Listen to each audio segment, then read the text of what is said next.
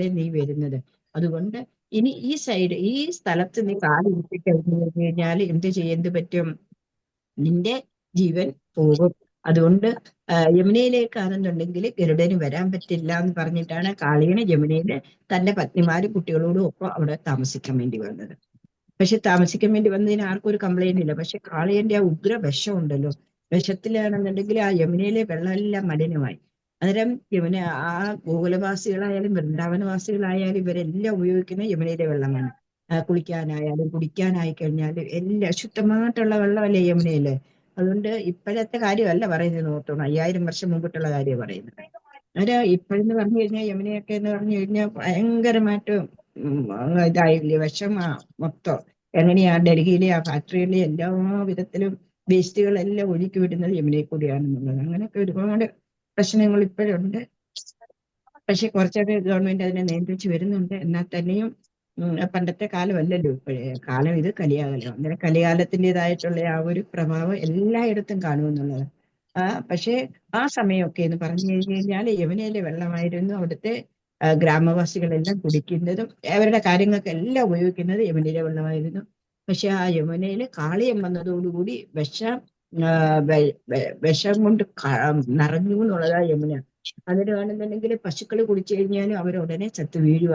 വേണ്ട, പറവകൾ ആകാശത്തുകൂടി പറന്നു പോയി കഴിഞ്ഞാൽ ഉഗ്ര വിഷജാല ഏറ്റിട്ട് എന്താ പറ്റുന്നത്? പറവകള് ചത്തു വീഴുന്നു. അതേപോലെ യമുനയുടെ ആ സൈഡിലുള്ള തീരത്തിൽ ഒരു വൃക്ഷം പോലും ഇല്ല. എല്ലാം കരിഞ്ഞുപോയി. എന്തുകൊണ്ടായി? അത്രയും അത്യുഗ്രമായിട്ടുള്ള വിഷമാണ് കാളിയനിൽ നിന്നും വമിക്കുന്നത് എന്നുള്ളത്. അതുകൊണ്ട് എന്ത് ചെയ്തു ഭഗവാൻ? ഒരു ദിവസത്തിലാണെന്നുണ്ടെങ്കിൽ, ഞാൻ ഇന്നലെ ഇത് കഥ പറഞ്ഞത്, എന്നാൽ തന്നെ ഒന്നുകൂടി പറയുന്നു, ഒരു ദിവസത്തിലാണെന്നുണ്ടെങ്കിൽ ഭഗവാൻ എന്ത് ചെയ്തു? ഭഗവാൻ ഇത് മനസ്സിലായി, നിരപരാധികളായിട്ടുള്ള ആൾക്കാർ ഈ കാളിയന്റെ ഈ പ്രശ്നത്തിലാണെന്നുണ്ടെന്നുണ്ടെങ്കിൽ അവർക്ക് വളരെ പ്രശ്നങ്ങൾ ഉണ്ടാവുന്നുണ്ട്. അതുകൊണ്ടാണെന്നുണ്ടെന്നുണ്ടെങ്കിൽ എന്റെ ഗ്രാമവാസികളെ അല്ലെങ്കിൽ എന്റെ ഗോപന്മാരെ എനിക്ക് രക്ഷിക്കണം. അല്ലെങ്കിൽ ഞാനായിട്ട് ആണ് എല്ലാ സൃഷ്ടികളും നടത്തിയിരിക്കുന്നത്. ആ സൃഷ്ടിക്കുന്നതും എന്തെങ്കിലും ഒരു പ്രശ്നം വരുവാന്നുണ്ടെങ്കിൽ ഭഗവാൻ അവിടെ ഇടപെടുമെന്നുള്ളതാണ്. അങ്ങനെ എന്ത് ചെയ്തു ഭഗവാൻ? ഒരു ദിവസം രാവിലെ ബലരാമനെ പോലും കൂട്ടാതാണെന്നുണ്ടെന്നുണ്ടെങ്കിൽ യമുന തട്ടിലുള്ള കാനന പ്രദേശത്തിലേക്ക് പോയി. പശുക്കളെ മേയാൻ വേണ്ടിയിട്ട് അഴിച്ചു വിട്ടിട്ടാണെന്നുണ്ടെങ്കിൽ ഗോപന്മാരും എല്ലാവരും കൂടി കളിക്കാൻ തുടങ്ങി.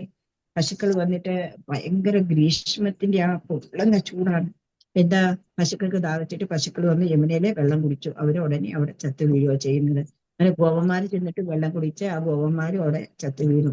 ഭഗവാൻ ഇതെല്ലാം മനസ്സിലാവുന്നുണ്ട്. മനസ്സിലാക്കിയിട്ട് ഭഗവാൻ എന്ത് ചെയ്തു? നേരെയാണെന്നുണ്ടെന്നുണ്ടെങ്കിൽ യമുനയിൽ ചാടണ്ടേ? അത് പക്ഷെ ഭഗവാനാണെന്ന് അറിയിക്കണ്ടല്ലോ.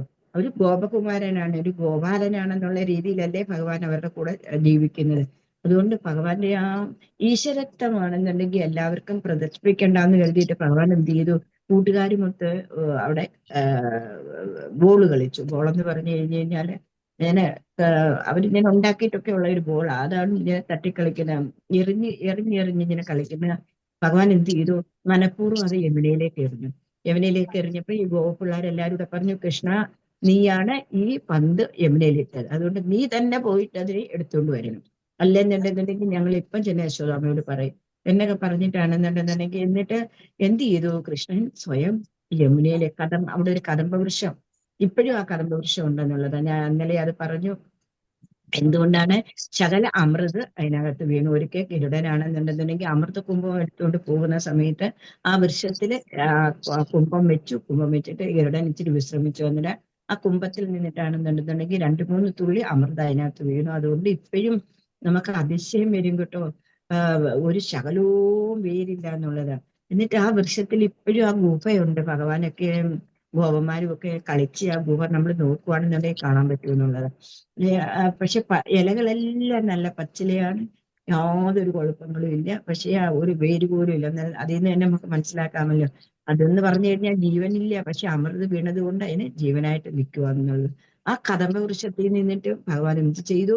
യമുനയിലേക്ക് ചാടി. ആ ബോൾ എടുക്കാമെന്നുള്ള വ്യാജേനയാണ് പോകുന്നതെങ്കിലും കാളിയനെ അവിടെ ഒരു പാഠം പഠിപ്പിക്കാൻ വേണ്ടിയിട്ട് ഭഗവാൻ അവിടെ എത്തുന്നത്.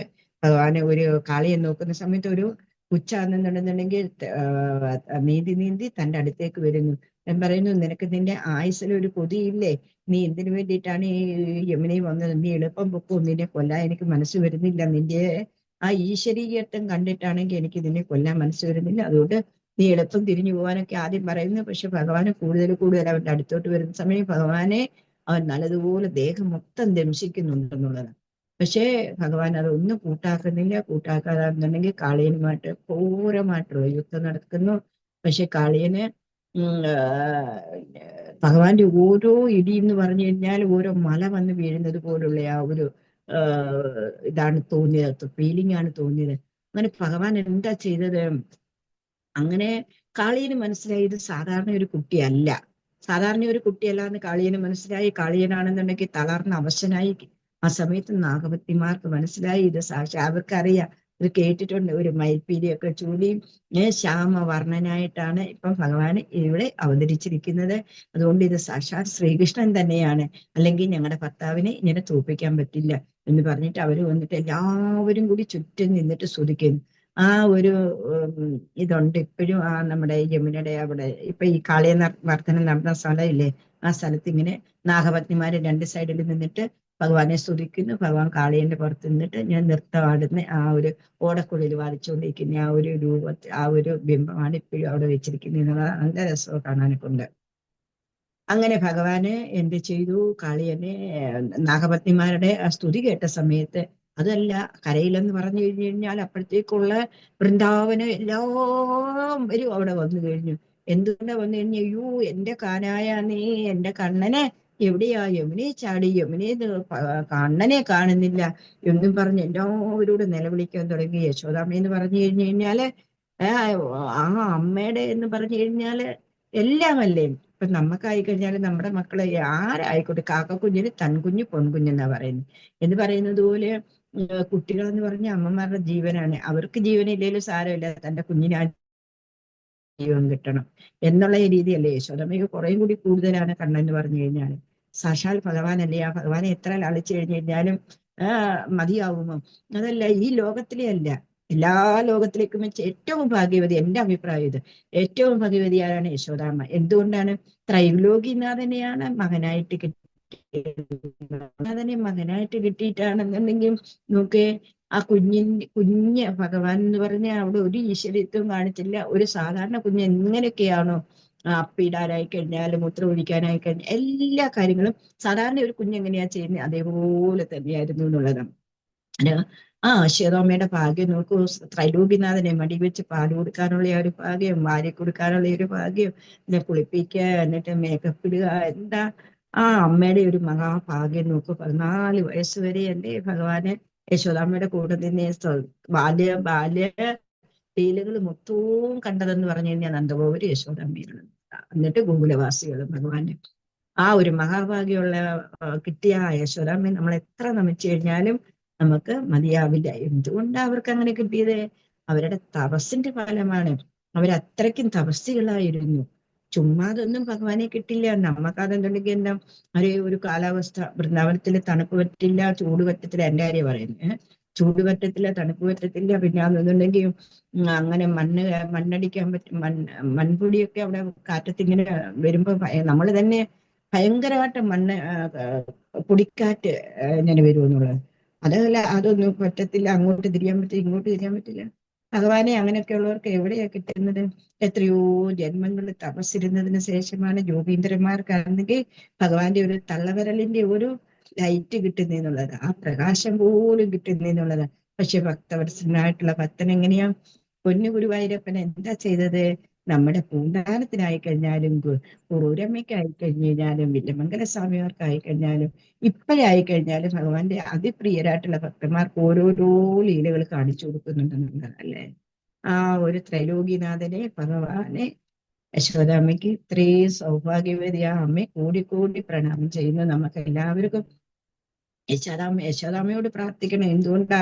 ആ അമ്മയ്ക്ക് കിട്ടിയ ഒരു മഹാഭാഗ്യം ഞങ്ങൾക്ക് കുറഞ്ഞ പക്ഷം ശുദ്ധ ഭക്തി കിട്ടണേ, കൃഷ്ണഭക്തി കിട്ടണേ. അതുപോലെ തന്നെ ദാസാനുദാസ ഭാവത്തിൽ ഞങ്ങൾക്ക് പ്രചാരം ചെയ്യാനുള്ള അനുഗ്രഹം തരണേ ഭഗവാനെ എന്നുള്ള ഒരു പ്രാർത്ഥന യശോദാമ്മയോട് വെക്കണം. എന്തുകൊണ്ടാ പറയുന്നത്? നമ്മുടെ കുലശേഖര പെരുമാൾ പറയുന്നുണ്ട്. എന്താ പറയുന്നത്? ദാസരുടെ ഭഗവാന്റെ ദാസരുടെ എന്ന് പറഞ്ഞ ഒരു 6 ദാസര് എന്ന് പറഞ്ഞാൽ അത്രയ്ക്കും താഴെ വന്നിട്ട് അങ്ങനെയുള്ളവരെ സേവിച്ച് കഴിഞ്ഞാൽ മാത്രമേ ഭഗവാനെ നമുക്ക് കിട്ടാൻ പറ്റുള്ളൂ. അത് ബലരാമസ്വാമിയെ ആദ്യം സേവിക്കണം. ബലരാം പറഞ്ഞു കഴിഞ്ഞാൽ രാധാറാണിയെ ആദ്യം സേവിക്കണം. രാധാറാണി പറഞ്ഞു കഴിഞ്ഞാൽ കൃഷ്ണനിൽ പോകാൻ പറ്റത്തുള്ളൂ നമുക്ക്. അങ്ങനെ എങ്ങനെയാ ദാസരുടെ എന്ന് പറഞ്ഞു കഴിഞ്ഞാൽ അതിന്റെ അർത്ഥം എന്ന് പറഞ്ഞാൽ വിഷ്ണു ഭക്തന്മാരുടെ സേവകൾ നമ്മൾ ചെയ്തു കഴിഞ്ഞു കഴിഞ്ഞാൽ തീർച്ചയായിട്ടും ഭഗവാനിലേക്കുള്ള ആ വഴി നമുക്ക് ശരിക്ക് തുറന്നു കിട്ടുമെന്നുള്ളത്. അതുകൊണ്ട് ഇവിടെ അതേപോലെ തന്നെ ഭഗവാൻ മനസ്സിലായി കഴിഞ്ഞു. ഗോകുലവാസികളും വൃന്ദാവനവാസികളും എല്ലാവരും തീരത്ത് വന്നിരിക്കുന്നു. എൻ്റെ അമ്മയ്ക്ക് ഇനി സഹിക്കാൻ പറ്റില്ല. അതുകൊണ്ടാണെന്നുണ്ടെങ്കിൽ എന്ത് ചെയ്തു? കൃഷ്ണന് കാളിയന്റെ ആ 5 തലയല്ലേ, ആ തലയിൽ കയറി നിന്നിട്ടാണെന്നുണ്ടെങ്കിൽ നേരെ വെള്ളത്തിന് മുകളിൽ വരിക ചെയ്യുന്നത്. വെള്ളത്തിന് മുകളിൽ വന്നിട്ട് അവിടെ ഭഗവാന് ഡാൻസ് ചെയ്യുക. എല്ലാവരും കണ്ടോട്ടെ, എനിക്ക് ഒരു കുഴപ്പവും ഇല്ല എന്നുള്ള രീതിയിലായിരിക്കും ഒരു പക്ഷേ ഭഗവാന് അത് ഡാൻസ് ചെയ്യുന്നു. കാളി നർത്തനം ഭയങ്കര ഫേമസ് അല്ലേ കാളി നർത്തനം. ഓരോ കാളിയന്റെ ഓരോ സിറിലും ഓരോ തലയിലും പത്തിയിലും മാറി മാറി മാറി മാറിയാ ഭഗവാൻ ഡാൻസ് ചെയ്തെന്നുള്ളത്. ഭഗവാന്റെ ആ കാൽപാദം പതിയുന്ന സമയത്ത് ഓരോ മല വന്നിട്ടാണെന്നുണ്ടെന്നുണ്ടെങ്കിൽ തൻ്റെ പത്തിയിൽ വീഴുന്നത് പോലെ ആ കാളീനെ തോന്നുന്നെന്നുള്ളത്. അങ്ങനെ ഒരുപാട് രക്തമൊക്കെ ശ്രദ്ധിച്ച് അവന്റെ എല്ലാ അഹങ്കാരങ്ങളെയും ഇല്ലാതാക്കിയതിനു ശേഷമാണ് ഭഗവാൻ പിന്നെ യശോദമ്മന്റെ അടുത്ത് പോയെന്നുള്ളതാണ്. അങ്ങനെ യമുനയിൽ ഇത്രയും സമയം ഭഗവാന് നീന്തി തുടിക്കുമല്ലായിരുന്നു. അതുകൊണ്ട് ഭഗവാന് കുളിരൊക്കെ വന്നു. എന്നിട്ട് 12 ആദിത്യന്മാർ ഒരുമിച്ച് ഉദിച്ചിട്ടാണ് ഭഗവാന്റെ ആ കുളിരും എല്ലാം മാറ്റിയെന്ന് പറയുന്നത്. അവിടെ ഇപ്പൊ ഒരു മദൻമോഹന മന്ദിറുണ്ട് ആ അമ്പലത്തില്, വൃന്ദാവനത്തില് ഇച്ചിരി വയറ്റത്തിലാണ്. നമുക്ക് ഏത് അമ്പലത്തിൽ പോകുന്നുണ്ടെങ്കിലും വയറ്റത്തിൽ തന്നെയാണെന്നുള്ളത്. ഈ മദൻമോഹനത്തിൽ ഒരുപാട് സ്റ്റെപ്പ് കയറി പോകണം. അതേപോലെ തന്നെ ബർസാനയിൽ ഒരുപാട് സ്റ്റെപ്പ് കയറണം. നന്ദഗാവിൽ ഒരുപാട് സ്റ്റെപ്പ് കയറണം.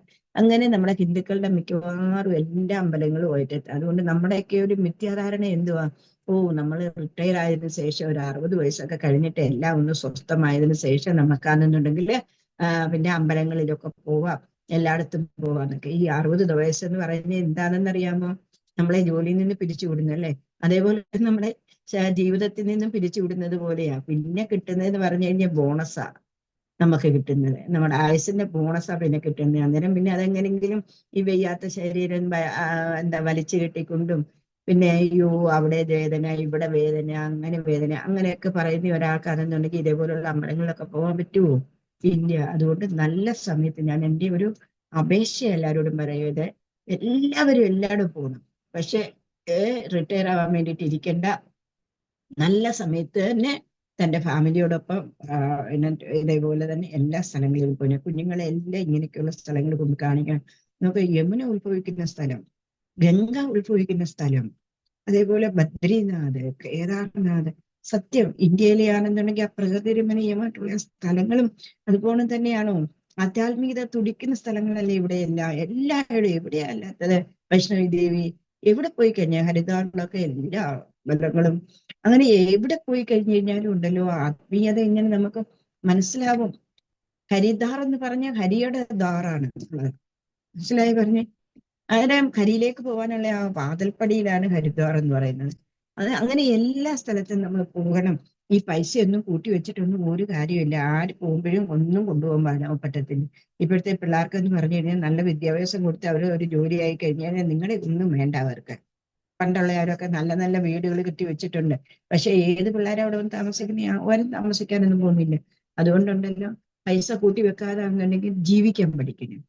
ജീവിക്കാൻ പഠിക്കുക എന്ന് പറഞ്ഞു കഴിഞ്ഞാൽ ഡിസ്കോ ഡാൻസിന് പോയിട്ട് ജീവിക്കാൻ പഠിക്കണമെന്നല്ല ഈ പറയുന്നത്. അതൊക്കെ എന്ന് പറഞ്ഞു കഴിഞ്ഞാലുണ്ടല്ലോ ഒരു റെയ്ഡ് വന്നു കഴിഞ്ഞാൽ പോയി വരും, നമ്മുടെ ഉള്ള സമാധാനോട് പോയി. അതേസമയം അങ്ങനെയല്ല. ആധ്യാത്മികമായിട്ട് നമ്മൾ എങ്ങനെയൊക്കെ മുന്നേറാൻ പറ്റുന്നുണ്ടോ ആ തരത്തിലെല്ലാം നമ്മൾ മുന്നേറണം. അതിനു വേണ്ടിയിട്ട് നമ്മൾ എന്താ ചെയ്യേണ്ടത്? നമ്മൾക്ക് ഇങ്ങനെയൊക്കെയുള്ള തീർത്ഥാടനങ്ങൾ പോകണം. തീർച്ചയായിട്ടും തീർത്ഥാടനങ്ങൾ പോകണം. പുണ്യ നദികളിൽ നമ്മൾ കുളിക്കണം. ഗംഗ ഗായത്രിച്ച തുളസിക ഗോപിക ചന്ദനം തത് ശാലഗ്രാമാവിപൂജ പരപുരുഷ ഏകാദശി നാമവർണ്ണ. ഗംഗയിലെ കുളി, ഗായത്രി മന്ത്രം, ഗംഗാ ഗീത, അതേപോലെ ഗീത പഠിക്കണം. അതേപോലെ എന്താ തുളസി പൂജ, പിന്നെ ഗംഗാ ഗായത്രി ച തുളസിക ഗോപികാ ചന്ദനം തരം. ഗോപികാ ചന്ദനം ഈ ഇട്ടിരിക്കുന്നത്, ഞങ്ങളൊക്കെ ഇട്ടിരിക്കുന്നത്. എന്നിട്ട് എന്താ ഏകാദശി നോക്കുന്നവന്. അതേപോലെ ഗംഗാ ഗീതാച്ച ഗായത്രിച്ച ഗോപിക ചന്ദനന്തത് ശാലഗ്രാമാഭിപൂജ. ശാലഗ്രാമം പറഞ്ഞിട്ടുണ്ട്, അതിന്റെ കഥകളും പറഞ്ഞിട്ടുള്ളത് ഇപ്പം പറയാൻ സമയമില്ലാത്തതുകൊണ്ട് പറയുന്നില്ല. എന്താ നേപ്പാളിലെ ഗണ്ഡകി നദിയിലെ ശാലഗ്രാം കിട്ടുന്നതാണ്. പക്ഷെ ശാലഗ്രാമിന്റെ പേര് കുറെ ഇങ്ങനെ കൊണ്ടൊക്കെ ആൾക്കാർ ഇങ്ങനെ ബിസിനസ് പോലൊക്കെ ചെയ്യുന്നുണ്ട്. പക്ഷെ യഥാർത്ഥ ശാലഗ്രാം കിട്ടുന്നത് ഗണ്ഡകി നദിയിലാണ് കിട്ടുന്നത്. ആ ശാലഗ്രാമം പക്ഷെ സ്ത്രീകൾക്ക് പൂജിക്കാൻ പാടില്ലെന്നാണ് പറയുന്നത്, പുരുഷന്മാർ. അത് വലിയ വിഷമങ്ങളൊന്നുമില്ല. ഒരു പാത്രത്തിൽ കുറച്ച് വെള്ളത്തിൽ ശാലഗ്രാം വെച്ചിട്ട് ഒരു തുളസി പൂ വെച്ചാൽ മതി. പിന്നെ അല്ലാതെ ഒരുപാട് ദേവനെ പോലൊക്കെ പൂജിക്കുന്ന ശാലഗ്രാം പൂജിക്കുന്നവനുണ്ടല്ലോ, ഒരിക്കലും നരകത്തിന്റെ 7 പടി കാണില്ല, നേരെ പോകുന്നത് വൈകുണ്ഠത്തിലേക്കാണ്. മനസ്സിലായി പറഞ്ഞത്? അങ്ങനെ നമ്മൾ എന്താ ചെയ്യേണ്ടത്? തീർച്ചയായിട്ടും നമ്മൾ ഈ കാര്യങ്ങളെല്ലാം ശ്രദ്ധിക്കണം. വിചാരിക്കരുത് ഇതൊക്കെ വെറുതെ പറയാനല്ല, വെറുതെ അല്ല പറയുന്നത്.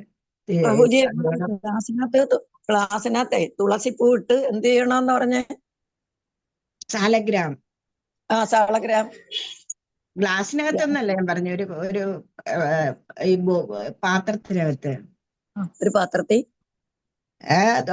നമ്മൾ സ്ത്രീകൾ പൂജിക്കാൻ പാടില്ല കേട്ടോ, അത് പുരുഷന്മാരേ പറ്റത്തുള്ളൂ. വെള്ളത്തില് ശാലഗ്രാം നമുക്ക് വാങ്ങാൻ കിട്ടും. ശാലഗ്രാം ഗണ്ഡകി നദി, നേപ്പാളിലെ ഗണ്ഡകി നദിയിലെ ശാലഗ്രാം കിട്ടുന്നത്. പക്ഷെ ആ ശാലഗ്രാം എന്ന് പറഞ്ഞു കഴിഞ്ഞാല് എവിടേക്കൊക്കെ വാങ്ങിക്കാൻ കിട്ടും, പക്ഷെ അത് ഒറിജിനൽ ആണോ എന്ന് നമ്മൾ നോക്കണം. ഒറിജിനൽ ശാലഗ്രാം ഒരു സാധനമാണോ? ഒരു പാറ പോലുള്ള ഒരു ഗോളം പോലെ ഇരിക്കുന്നേ? അയ്യോ അത് തന്നെ.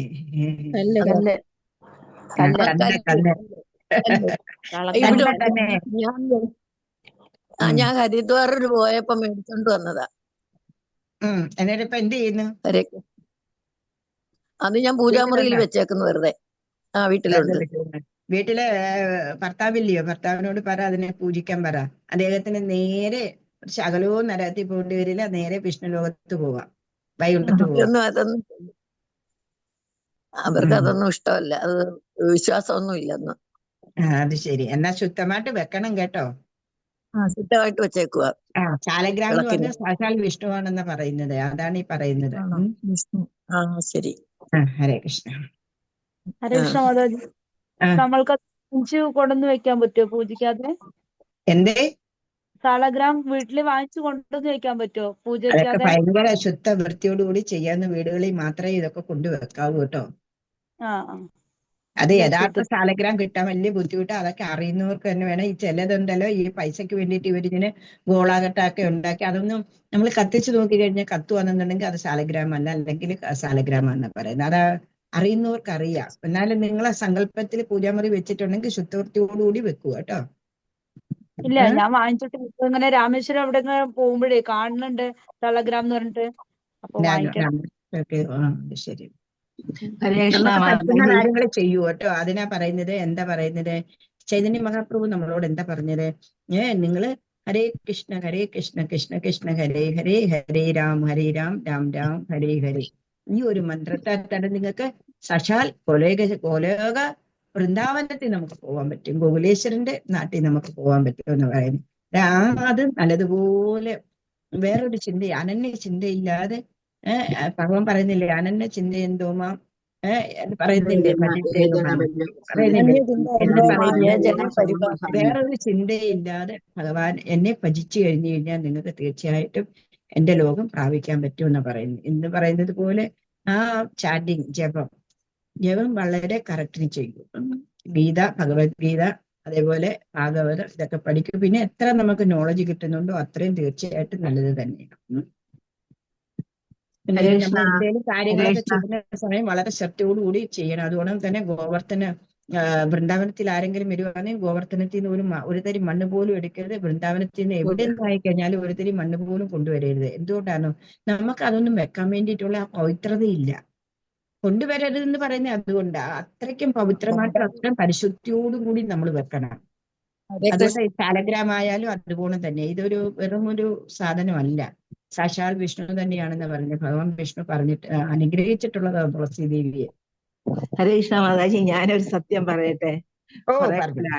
ഞാൻ എത്രയോ പറ. ഹരേ ഹരേ സ്റ്റെപ്പിനകത്ത് അത് ആ ഗായത്രി തന്ന ആള് അത്രയും ഉള്ള ആളാണ് തന്നത്. അപ്പോഴ് അത് 21 പ്രാവശ്യം ഞാൻ വെളി സ്പൂണും വെച്ചിട്ടുണ്ട്. അതിൽ 21 പ്രാവശ്യം ഞാൻ ഗായത്രി, പക്ഷെ ഗായത്രി മന്ത്രം സ്ത്രീ പറയുന്നത് മറ്റേ ഇത് കിട്ടിയിട്ടുള്ളവർക്ക് പറയണ എന്തുവാ ബ്രാഹ്മൺ ഉപദേശം. ദീക്ഷ ബ്രാഹ്മൺ ദീക്ഷ കിട്ടിയവർക്ക് ഗായത്രി മന്ത്രം ചെല്ലാം. ഗായത്രി മന്ത്രം പറയാവൂ എന്ന് പറഞ്ഞതുകൊണ്ട് ഞാൻ അത് പല പ്രാവശ്യം അതിന് വെച്ചിട്ട് പള്ളിച്ചല നമ്മളെ ഹൈദർ പ്രഭുവിന്റെ ഒക്കെ കൊടുത്തു വിടണമെന്ന് പല പ്രാവശ്യം വിചാരിച്ചു. പക്ഷെ അത് എന്റെ വീട്ടിൽ നിന്ന് പോകുന്നില്ല എന്നുള്ള ഒരു സത്യമാണ്. ഞാൻ എന്ത് ചെയ്യുന്നറിയാം. അപ്പൊ ഇനി ഞാൻ വിചാരിച്ചു എന്തായാലും ഞാനാ ചെയ്യണേ, എന്റെ ഭർത്താവല്ല ചെയ്യണത്. അത് നമുക്ക് കിട്ടിയില്ലല്ലോ എന്നൊരുമാതിരി കുശും പൊളിച്ച സംസാരം ഉണ്ടായിരുന്നു ഇങ്ങനെ കിട്ടിയപ്പോഴും. പക്ഷെ അത് ഇതൊന്നും നോക്കൂല, സത്യമാണ് പറയണത്. ഞാൻ എന്ത് ചെയ്യുന്നറിയാം, 21 പ്രാവശ്യം ഇപ്പം സുഖമില്ലാതെ കിടന്നാൽ എനിക്ക് ചെയ്യാൻ പറ്റൂലല്ലോ.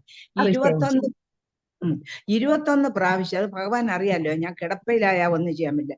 21 പ്രാവശ്യം ഹരേ കൃഷ്ണ കൃഷ്ണ കൃഷ്ണ ഹരേ ഹരേ ഹരേ രാമ എന്ന് പറഞ്ഞ് തുളസിയിട്ട് വയ്ക്കുന്നതാണ് ഇന്ന് നടന്നുകൊണ്ടിരിക്കുന്നത്. എന്റെ പൂജാമുറിയിലാണ് അത് പവിത്രമായിട്ടിരിക്കുകയാണ്. ഞാൻ അത് ചെയ്തുകൊണ്ടിരിക്കുകയാണ്.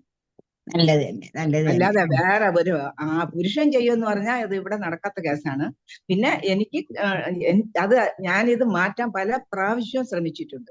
പക്ഷെ എന്റെ വിട്ടു പോകുന്നില്ല എന്നുള്ളൊരു സത്യമാണ്. അതെന്താണെന്ന് എനിക്കറിയാം. ഭഗവാൻ അവിടെ ഇഷ്ടമായി കാണും, അതുകൊണ്ടാ അങ്ങനെയുള്ള ധാരണയിൽ അങ്ങ് മുന്നോട്ട് പോയിക്കോളൂ, കുഴപ്പമില്ല. ശരി, ഹരേ കൃഷ്ണ മാതാജി. എന്താന്ന് വെച്ചാൽ നമ്മുടെ ഭാവമാണ് ഭഗവാൻ നോക്കുന്നത്, ഭാവഗ്രാഹിയാണ് ഭഗവാൻ. ഞാൻ എപ്പോഴും എല്ലാവരോടും പറയുന്ന നമ്മുടെ ആ ഭാവമാണ് വേണ്ടുന്നത്. ഭഗവാൻ അല്ലാതെ വേറെ നമ്മുടെ ഒന്നും വേണ്ട. മനസ്സിലായി പറഞ്ഞത്? അത് പിന്നെ പക്ഷെ വേറൊരു കാര്യം, ശുദ്ധവൃത്തിയോടുകൂടി വെക്കണം, അത്രയേ ഉള്ളൂ. മാതാജി, ഞാന് വൃന്ദാവനത്തിൽ വന്നപ്പോഴേ മാതാജി അവിടുന്ന് ഇച്ചിരി മണ്ണ് ഞങ്ങളുടെ കൂടെ വന്ന പ്രഭു എടുത്ത് ഞങ്ങൾക്ക് എല്ലാവർക്കും ഇച്ചിരിച്ച് തന്നു. ഞാനത് ഇവിടെ വന്നപ്പോഴാ അറിയുന്നത് അങ്ങനെ കൊണ്ടുവന്നുകൂടായിരുന്നെന്ന്. ഞാൻ അതുകൊണ്ട് അതൊരു കവറിലാക്കി പൂജാമുറി തന്നെ വെച്ചേക്കാം മാതാജി. അതിന് ദോഷം വല്ലതും ഉണ്ടോ? ദോഷമായിട്ടല്ല, അത്ര നിങ്ങൾക്ക് നമുക്ക് പവിത്രമായിട്ട് വെക്കാമെങ്കിൽ മാത്രമേ വെക്കാവൂ. അല്ലെങ്കിൽ ആ മണല് കൊണ്ടിട്ട് മണ്ണ് ഇട്ടിട്ടുണ്ടെങ്കിൽ തുളസി കാണുമല്ലോ അല്ലെ, തുളസിത്തറ ആണെങ്കിൽ തുളസിത്തറയിൽ ഇട്ടോളൂ. അന്നേരം അതിനകത്ത് ചവിട്ടരുത്. അതുകൊണ്ട് തുളസിത്തറ ഇല്ലേ, തുളസിത്തറയിൽ തന്നെ മണ്ണിട്ടോളൂ. തുളസിത്തറയില് ചെടിച്ചട്ടിയില് തുളസി നിൽക്കുന്ന അതിനകത്ത് ഇട്ടാലും മതിയോ? അതിനകത്തിട്ടാ മതി. അതിനകത്തിട്ടാ മതി. തുളസി ഭഗവാൻ ഒന്നും തന്നെയല്ലേ, അതുകൊണ്ട് അതിനകത്തിട്ടാ മതി. ഒന്ന് തൊട്ടേ എനിക്കൊരു വിഷമ മാതാജി, നമ്മൾ അറിയാതെ എടുത്തോണ്ട് സാരമില്ല, അറിയാതെ എടുത്തോണ്ട് വന്നു കഴിഞ്ഞാൽ ഭഗവാൻ എല്ലാത്തിനും ക്ഷമ തരും, കുഴപ്പമില്ല. മാതാജി അതുപോലെ ഞാനും എടുത്തോണ്ട് വന്ന് ഇവിടെ വെച്ചേക്കുന്ന ഒരു ടിന്നിനകത്ത് പൂജ വിളക്ക് കൊളുത്തുന്നതിന്റെ മുമ്പില്. ഹരേ കൃഷ്ണ. അങ്ങനെയാണെന്നുണ്ടെങ്കിൽ നിങ്ങളെല്ലാം മത്സ്യമാംസങ്ങൾ കഴിക്കുന്നതല്ലേ, അതുകൊണ്ടാണ് ഞാൻ ഈ പറയുന്നത്. അതുകൊണ്ട് എന്ത് ചെയ്യണമെന്നറിയാം, തുളസി തറയില്ലേ, ആ തുളസി തറയിൽ തന്നെ ഇട്ടുള്ളൂ. എന്നെ സംബന്ധിച്ചിടത്തോളം ഇല്ല മാതാജി, ഞാൻ വെറും വെജിറ്റേറിയൻ ആണ്. പിന്നെ ഞാൻ ദ്വാരകയിൽ നിന്ന് കടലിൽ നിന്നും കൂടെ മണല് കൊണ്ടുവന്ന് കുട്ടിയൊക്കെ എഴുതാൻ കൊടുത്തിട്ടുണ്ട്. അത് എന്റെ വീട്ടിൽ ഇനി ഇരിപ്പുണ്ട് മണല്. അല്ല, യു ആർ വെജിറ്റേറിയൻ, പക്ഷെ വീട്ടിൽ ഇത് ഉണ്ടാക്കുന്നവരല്ലേ? ഇല്ല ഞാൻ ഉണ്ടാക്കണം, അതുകൊണ്ടായിരിക്കണം ഇവിടെ. അല്ല, ഞാൻ ഉണ്ടാക്കില്ല. അതിന് എന്റെ ജീവൻ പോണം. വെളിയിൽ കിട്ടട്ടെ, വാങ്ങിച്ച് കഴിച്ചോട്ടെ, പൈസ ഉണ്ടല്ലോ, കഴിച്ചോട്ടെ. പട്ടിയുണ്ട്, പട്ടിക്ക് പെഡിഗ്രി ഉണ്ട്. പട്ടിക്ക് വല്ലതും കൊടുക്കണമെന്ന് തോന്നണവര് വാങ്ങിച്ചോണ്ട് വരണം, അത് കൊടുത്തോട്ടെ. ഞാനിതിനൊന്നും, അതായിരിക്കും എന്നെ ആളുകൾക്ക് ഇഷ്ടമില്ല ഇവിടെ.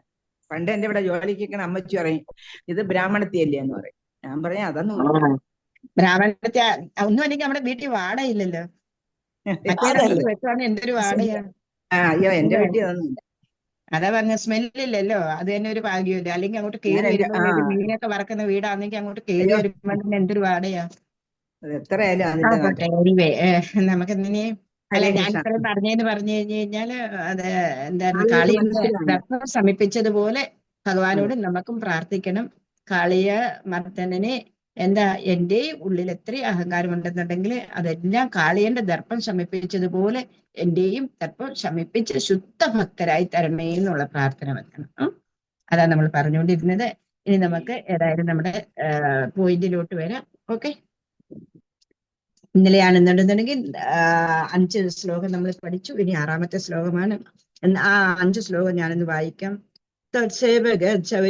നാമപൂർവം കാളിന്ദന്റെ ദാദശാബ്ദം തപസ്യേൻ മീനാവ്രാതെ സ്നേഹവാൻ ഭോഗലോലേ താർഷം സാക്ഷാൽ ഐശ്വരാഗ്രേ കഥാചിത് ത്വദ്ദാഹന്തം സച്യുതം തൃച്ഛസൂനോ മീനം കച്ചിത് രക്ഷതം ലക്ഷയൻ സ തപ്തേ ചിത്തേ ശബ്ദവാൻ അത്ര ചേത്തം ജന്തൂൻ ഭോക്ത ജീവിതം ചാവിമുക്ത തസ്മിൻ കാലേ കാളിയാ ശൈലദർഭ സർപ്പാരാധേ കൽപ്പിതം ഭാഗമസ്നേൻ തേന ക്രോധാത്വത്പദാം ഭോജപാജ പശ്ചിപ്ത തദുരാപം പയോഗാത്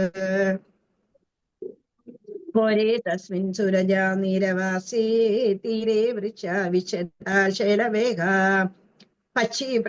പേതുരാപ്രേ പദം കാരുണ്യാർത്ഥം ത്വന്മനസ്തേരജാതം കാലേ തസ്മിന്നേകദാ ശീരപാണി മുക്തായാദേയാമുനം കാനനാന്ത ത്വയുബ്ധാമാ ഗ്രീഷ്മ ഭീഷ്മോഷ്മദപ്ത ഗോപാല വ്യാപിവൻശലതോയ. ആറാമത്തെ ഞാൻ വായിക്കുന്നു.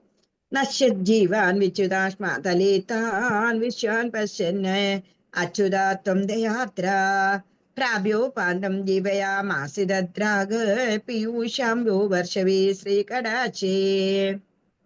നശ്യജ്ജീവാൻ വിച്യുതാശ്മാതലേ താൻ വിശ്വാൻ പശ്യന് അച്യുതാത്വം ദയാദ്ര പ്രാപ്യോപാന്തം ജീവയാമാസിദ്രാ പീയൂഷാംബോ വർഷവേ ശ്രീകടാചേ. നശ്യജ്ജീവാന് വിച്യുതാൻ ശ്മാതലേ താൻ വിശ്വാൻ പശ്യന് അച്യുതാത്വം ദയാദ്ര പ്രാപോപാന്തം ജീവയാമാസിദ്രാഗ് പീയൂഷാംബോ വർഷവി ശ്രീകടാചേ. പീയൂഷാംബോ വർഷവി ശ്രീകടാചേ. പ്രാപോപാന്തം ജീവയാമാസിദ്രാഗ് വിശ്വാൻ പശ്യന് അച്യുതാത്വം ദയാദ്ര നശ്യജ്ജീവാൻ വിച്യുതാശ്മാതലേ താൻ. വായിച്ചാട്ട്. ഹരേ കൃഷ്ണ മാതാജി. വായിച്ചോളൂ. ഓം നമോ ഭഗവതേ വാസുദേവായ. നശ്യജീവാൻ വിച്യുതാൻ ശാമതലേതാൻ വിശ്വാൻ പശ്യന്നച്യുതാത്വം ദയാത്ര പ്രാപ്യോപാന്തം ജീവയാമാസിദ്രാ പീയൂഷാം വിവർഷിഫേ ശ്രീകടാക്ഷേ. ഹരേ കൃഷ്ണ. ഹരേ കൃഷ്ണ. ഞാൻ അടുത്ത. ഹരേ കൃഷ്ണ മാതാജി. നശ്യജീവാൻ വിച്യുതാൻ ശമാതലേതാൻ വിശ്വാൻ പശ്യൻ അച്യുതാത്വം ദയാദ്ര പ്രാപോപാദം ജീവയാമസ്ഥിതാദ്ര പീയൂഷോ വർഷഭേ ശ്രീകടാക്ഷേ. ഹരേ കൃഷ്ണ. വായിച്ചില്ലേ? അവൻ വായിച്ചോളൂ. ഹരേ കൃഷ്ണ. ഓം നമോ ഭഗവതേ വാസുദേവായ. നശ്യജീവാൻ വിച്യുതാശ്മാതലേതാൻ വിശ്വാൻ പശ്യന്നച്യുതാത്വം ദയാദ്ര പ്രാപ്യോപാന്തം ജീവയാമാസിദ്രാ പീയൂഷാംബോ വർഷിഫി ശ്രീകടാക്ഷേ. ഹരേ കൃഷ്ണ. നശ്യജീവാൻ വിച്യുതാൻ ക്ഷമാതലേതാൻ വിശ്വാൻ പശ്യന്നച്യുതത്വം ദയാത്രേ പ്രാപ്യോപാന്തം ജീവയാമസ്ഥിതത്ര പീയൂഷാം വർഷിഫി ശ്രീകടാക്ഷേ. അവരെ പ്രവചി വായിച്ചോളൂ. ഇനി ഹരേ കൃഷ്ണ. നാരായണീയ. ഹരേ കൃഷ്ണ. വായിച്ചോളൂ. നശ്യജീവാൻ വിച്യുതാൻ ശമാതലേതാൻ വിശ്വാൻ പശ്യന്നച്യുതാത്വം ദയാർദ്രാഃ വ്യാപ്യോപാന്തം ജീവയാമസ്ഥിതദ്രാക് പീയൂഷാഭോ വർഷഭി ശ്രീകടാക്ഷൈ.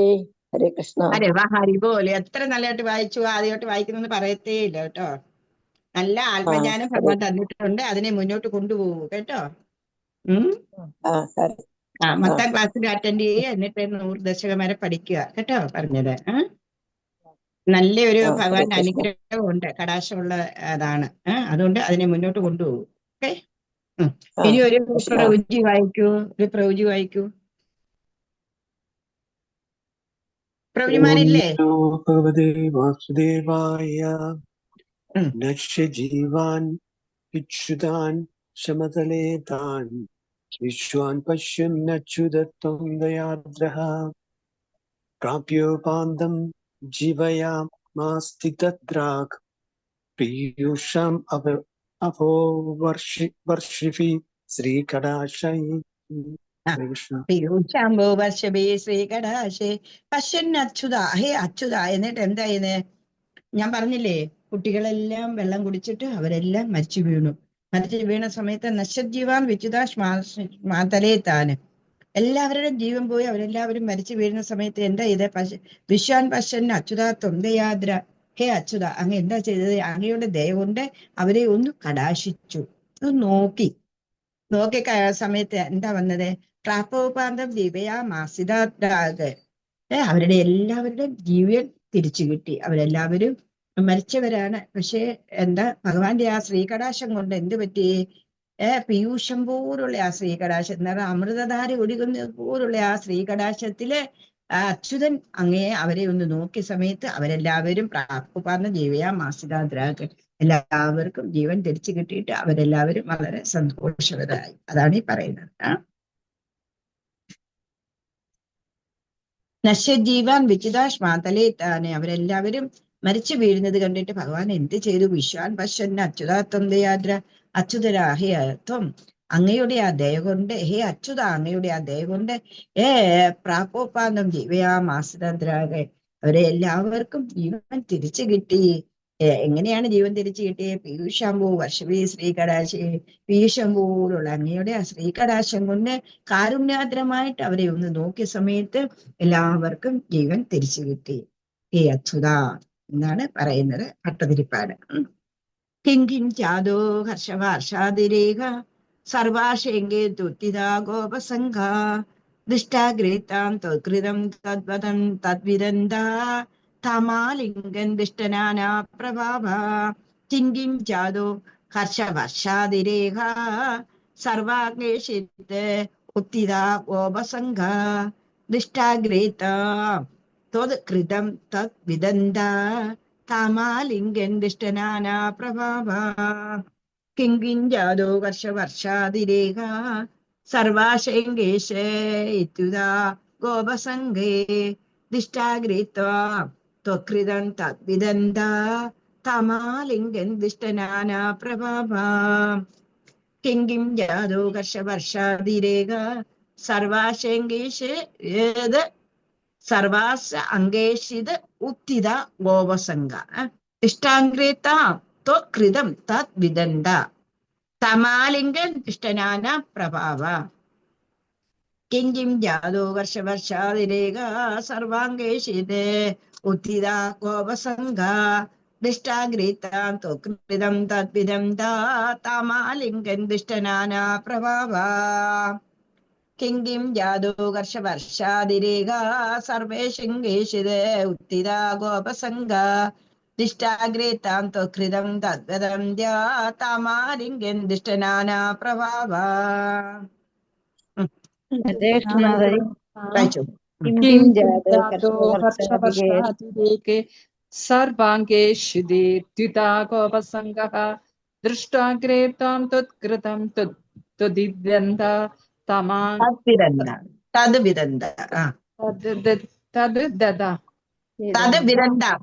തദ്വിദന്ത താമാങ്കിലൻ ദൃഷ്ടനാനാ പ്രഭാവഃ. തമാലിംഗൻ ദുഷ്ടനാനാ പ്രഭാവ. തമാലിംഗൻ ദുഷ്ടനാനാ പ്രഭാവ. അടുത്താൽ വായിച്ചോളൂ. ഹരേ കൃഷ്ണ മാതാജി. കിം കിം ജാതോ ഹർഷവർഷാതിരേഖ സർവാംഗേഷിതുസ്ഥിത ഗോപസംഘ ദൃഷ്ട്വാഗ്രേത്വം ത്വത്കൃതം ത്വദ്വിദന്ത താമാലിംഗൻ ദൃഷ്ടനാനാ പ്രഭാവ. ഹരേ കൃഷ്ണ മാതാജി. ഹരേ കൃഷ്ണ. അടുത്താൽ വായിച്ചു. നമോ ഭഗവതേ വാസുദേവായ. കിം കിം ജാതോ ഹർഷവർഷാതിരേഖ സർവാംഗേഷു ദുഃഖിത ഗോപസംഘ ദൃഷ്ടാഗ്രേത്വം തത്കൃതം തദ്വിദന്ത ത്വാമാലിംഗൻ ദുഷ്ടനാനാ പ്രഭാവ. ഹരേ കൃഷ്ണ. ഹരേ കൃഷ്ണ. വായിക്കാത്തവരോട് വായിച്ചോളൂ കേട്ടോ. ഹരേ മാതാജി. ഓം നമോ ഭഗവതേ വാസുദേവായ. കിം കിം ജാതോ ഹർഷവാർഷിതേ രേഖ സർവാംഗേഷു ത്യുച്ഛിത ഗോപസംഘ ദൃഷ്ടാഗ്രേ തം തത്കൃതം തദ്വിദന്ധ സ്വാത്ഥാമാലിംഗം ദുഷ്ടനാന പ്രഭാവ തമാലിംഗം ദുഷ്ടനാനാ പ്രഭാവ. തമാലിംഗം ദുഷ്ടനാനാ പ്രഭാവ. വായിച്ചാട്ടെ. കൃഷ്ണദാജി കിം കിം ജാതോ വർഷാതിരേഖ സർവാംഗേഷിസ്ഥിര ഗോപസംഗ ദുഷ്ടാഗ്രേ ത്വം ത്വത്കൃതം തദ്വിദന്ത ആലിംഗൻ ദൃഷ്ടാ നാനാ പ്രഭാവ. ഹരേ കൃഷ്ണ. ഹരേ കൃഷ്ണ. ഹരേ ഒരാൾ കൂടെ കൃഷ്ണ വായിച്ചു. ഹരേ കൃഷ്ണ. ഓം നമോ ഭഗവതേ വാസുദേവായ. കിം കിം ജാതോ വർഷാതിരേഹ സർവാംഗേഷിത്തുദ്ധിതാ ഗോപസംഘാഃ ദൃഷ്ട്വാഗ്രേ ത്വാം ത്വത്കൃതം തദ്വിദന്ത ത്വാമാലിംഗൻ ദൃഷ്ടനാനാ പ്രഭാവാഃ. ഹരേ കൃഷ്ണ. ഒരു പ്രവചിയുടെ വായിച്ചോളൂ. ഓം നമോ ഭഗവതേ വാസുദേവായ. കിം കിം ജാതോ വർഷാതിരേകാഃ സർവാംഗേഷിതത്യുഷ്ഠിതാ ഗോപസംഘാഃ ദൃഷ്ട്വാഗ്രേ ത്വാം ത്വത്കൃതം തദ്വിദന്ത ത്വമാലിംഗൻ ദൃഷ്ടദാനാ പ്രഭാവ. ഹരേ കൃഷ്ണ. ഒരു പ്രവചി വായിച്ചോളൂ. ഒരു പ്രവചിയുടെ വായിച്ചോളൂ. ഹരേ കൃഷ്ണ മാതാജി. കിം കിം ജാതോ വർഷാതിരേക സർവാംഗേഷിത്യുത്ഥിതാ ഗോപസംഘ ദൃഷ്ട്വാഗ്രേ ത്വാം ത്വത്കൃതം തദ്വിദന്ത ത്വാമാലിംഗൻ ദൃഷ്ടനാനാ പ്രഭാവ. ഹരേ കൃഷ്ണ. വരി എന്താ കിം കിം ജാതോ വർഷാതിരേക. ഈ കുട്ടികൾ എഴുന്നേറ്റ് നോക്കുമ്പോ എന്തോ ഭയങ്കര ഒരു സന്തോഷം. എന്താ ഭഗവാന്റെ ആ കാരുണ്യമല്ലേ അവര് ചൊരിഞ്ഞിരിക്കുന്നത്. അതുകൊണ്ടാണ് ഇതെന്താണ് ഇന്ന് ഇത്രയും വലിയൊരു സന്തോഷം. സർവാംഗേഷിത്യുത ഗോപസംഘന്മാർക്ക് ഗോപക്കുട്ടികൾക്ക് എല്ലാവർക്കും എന്തോ സർവാംഗേഷ് എന്ന് പറഞ്ഞു കഴിഞ്ഞാൽ എല്ലാ അംഗങ്ങളിലും എന്തോ ഒരു ഭയങ്കരമായിട്ടുള്ള ഒരു സന്തോഷം ഞങ്ങൾക്ക് കിട്ടുന്നുണ്ട്. ഇതെന്താണ് കിം എന്താണ് എന്ന് അവർ അങ്ങോട്ടും ഇങ്ങോട്ടും നോക്കുന്ന സമയത്ത് നോക്കൂ എന്താ കാണുന്നത്. ദിഷ്ടാഗ്രേത്താം ത്വകൃതം തദ്വിദന്ത. കാണുന്നത് ആരെയാ കാണുന്നത്? കൃഷ്ണനെയെ കാണുന്നത്. കൃഷ്ണനെ കണ്ടപ്പോ അവർക്ക് മനസ്സിലായി തമാലിംഗം ദൃഷ്ടനാനാ പ്രഭാവ. അവർക്ക് ഭഗവാന്റെ എത്രയോ ലീലകൾ കണ്ടിരിക്കുന്നതാ. അന്നേരം അവരെല്ലാവരും എന്ത് പറഞ്ഞു? കൃഷ്ണന്റെ ലീല തന്നെയാണിത്. അതുകൊണ്ട് ഓടി അവരെല്ലാവരും കൂടെ ഭഗവാനെ വന്നിട്ട് കെട്ടിപ്പിടിച്ചു. അവർക്കറിയില്ലല്ലേ ഭഗവാനാണ് സഖയാണെന്ന് പറഞ്ഞല്ലേ ഇരിക്കുന്നത്. അവരുടെ ഒരു ഗോപസംഘത്തിലെ ഒരു ഗോപനം എന്നുള്ള രീതിയിലല്ലേ ഉള്ളു.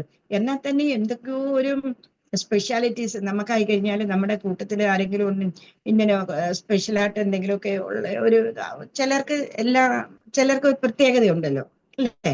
ആ ഒരു പ്രത്യേകത ഉള്ളവരെ നമ്മൾ കൂടുതൽ റെസ്പെക്ട് ചെയ്യില്ലേ എന്ന് പറയുന്നത് പോലെ ഇവിടെയും ഈ ഗോപകുട്ടികളെല്ലാം ഉറക്കത്തിൽ നിന്ന് എഴുന്നേക്കുന്നത് പോലെ എഴുന്നേറ്റിട്ടും അവരുടെ സർവ്വ അംഗങ്ങളിലും സർവ്വ അവയവങ്ങളിലും എന്തൊക്കെയോ ഭയങ്കര ഒരു കർഷാതിരിക്കും എന്ന് പറഞ്ഞ് ഭയങ്കര ഒരു സന്തോഷം തോന്നുന്നു. എന്താണെന്ന് ഇങ്ങനെ അവർ തന്നെ അങ്ങോട്ടും ഇങ്ങോട്ടും ആലോചിച്ച് നിൽക്കുന്ന സമയത്ത് അവരാരെയാ കണ്ടത്? ദുഷ്ടാഗ്രേത്തം ത്വകൃതം തദ്വിദന്ത. മുന്നിൽ ആരെയെ കാണുന്നത്? സാക്ഷാൽ കൃഷ്ണനെ കാണുന്നത്. കൃഷ്ണനെ കണ്ടപ്പോ അവർക്ക് മനസ്സിലായി. എന്താ മനസ്സിലായി? താമില്ലിംഗം ദുഷ്ടനാന. പണ്ട് ഇതേപോലെ കണ്ടിരിക്കുന്നു. ഇതും ഭഗവാന്റെ ഒരു ലീലയാണെന്ന് കണ്ടിട്ട് അവരെല്ലാവരും ഓടി വന്നിട്ട് ഭഗവാനെ കെട്ടിപ്പിടിക്കുന്നു.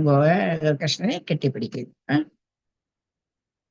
ഗാവച്ചൈവം ജപ്ത ജീവാക്ഷണേന സ്ഫീതാനന്ദ താം ജാ ദൃഷ്ടാ പുരസ്താദ് രാഘാവപ്രോ സർവതോ ഹർഷബാഷ്പ വ്യാമുച്ചം ദോ മന്ദ്യമുന്ദന്നിനാഥ.